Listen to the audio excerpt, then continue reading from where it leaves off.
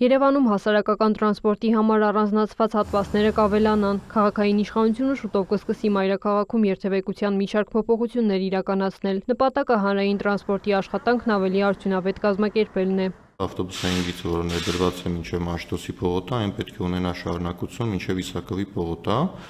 Տրամաբանությունը հետևյալն է, որ Մաշտոցի փողոտայից ավտոբուսի գիծը շարունակվելու է դեպի Խորենացի փողոց, այնուհետև շարունակվելու է Իտալիա եւ Բեյրութ փողոցներով, Արգիշտի փողոցով դեպի Հաղթանակ կամուրջ։ Հասարակական տրանսպորտի երթուղին ապահովելու համար Խորենացի փողոցի այն հատվածում, որտեղ առանձնացվելու է ավտոբուսային գիծ, նախատեսված է կիրառել ավտոմեքենաների կայանման արգելք։ Որպես այդ աշխատանքների շարունակություն երթևեկության կազմակերպման փոփոխություն է իրականացվելու նաև Սարյան փողոցում։ Ակնկալվում է Սարյան փողոցում կազմակերպել միակողմ երթևեկություն, ուղղությունը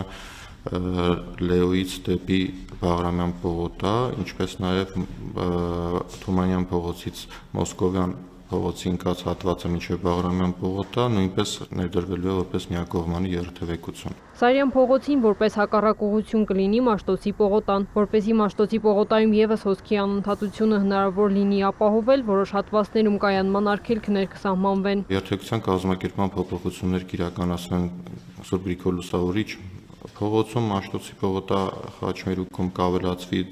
ձախ երթևեկելի մեկ հավելյալ գոտի, որպեսզի հոսքերի անընդհատությունը կարողանան ապահովել դեպի այդ ուղղություն։ Բոլոր փոփոխություններին զուգահեռ Վազգեն Հարությունյանի խոսքով կիրականացվեն փողոցների կահավորման աշխատանքներ, ճանապարհային նշաններ, գծանշումներ, լուսացույցի նոր ռեժիմի սահմանում։ Երթևեկության այս փոփոխությունները ավարտին կհասցվեն ամռանը։ Արդյունքները գործնականում ըստ Հարությունյանի տեսանելի կլինեն սեպտեմբերին։ Քրիստինե Թորոսյան, լուրեր։